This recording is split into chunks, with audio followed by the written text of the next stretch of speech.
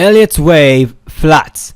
Now flats are three wave patterns labeled A, B, C. Flats are usually found in four waves and they usually follow or precede an extension.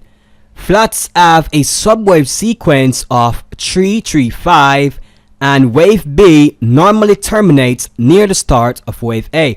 Now wave C generally terminates slightly beyond the end of wave A. So here's an example of flats in an uptrend. Here we can see the subwave pattern 3, 3, 5. Okay, now here are some examples of the different types of flat. So here we have the regular flat pattern.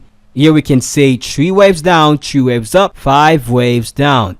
Okay, so this is an example in an uptrend, and this is an example in a downtrend. Now we have the extended flat. This is an example again in an uptrend, and this is an example in a downtrend. So from the extended flat, you can see that wave B goes above the start of wave A and wave C goes beyond the end of wave A. Okay, so this is the extended flat.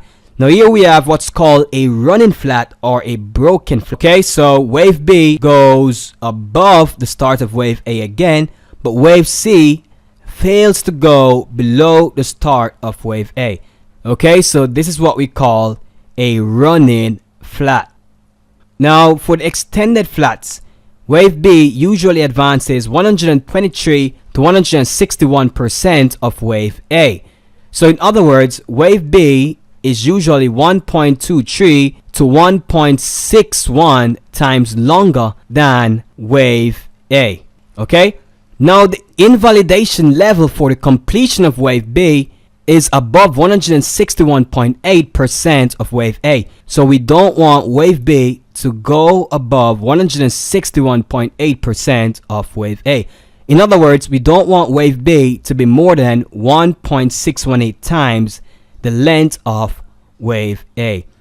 Now wave C usually advances 100 to 123% of wave B and can go as far as 161% of wave B. Okay, so wave C can equal wave 1, or wave C can be 1.23 to 1.618 times the length of wave B. Now waves 3 and 5 of wave C should show divergence, meaning the volume should decrease in wave 5. Okay, wave 3 should have more volume than wave 5. And if wave C ends before making a new low below wave A, the structure is called a running flat. And here is what a running flat looks like. Wave C fails to close below. Now here's an example of an extended flat. We have wave A, wave B, and wave C, which rises, which is about 1.618 times the length of wave B.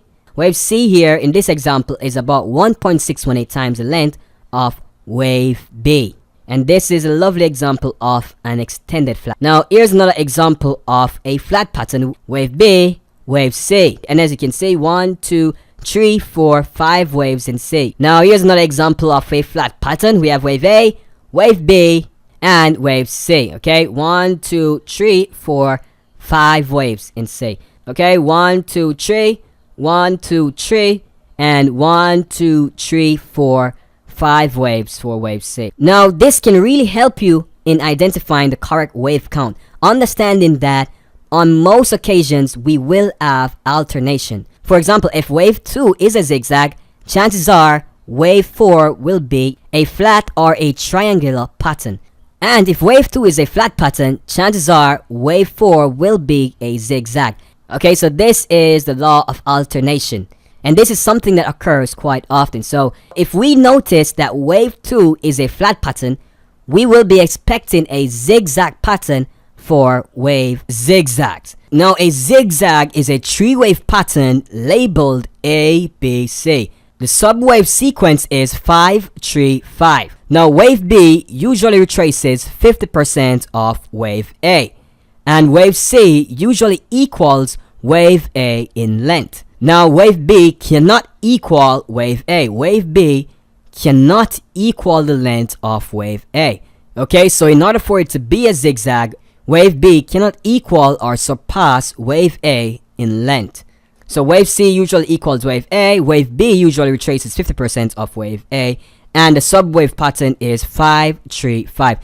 We have single zigzags, double zigzags, and triple zigzags. Here is an example of a double zigzag. Here is the first zigzag, then we have the second zigzag. So zigzags may occur twice or at most 3 times in succession, and when this happens, each zigzag is separated by an intervening 3 wave marked as X. So each zigzag is usually separated by a intervening 3 wave pattern, and we label that pattern as X. Now W marks the end of the first zigzag and Y marks the end of the second zigzag.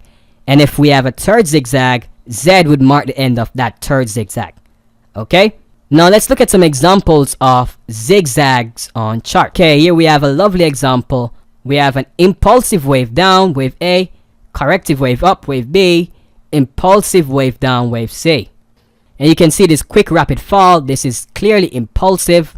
Okay, so this is a nice impulsive wave down. And remember, impulse waves has to subdivide into 5 waves to a lesser degree.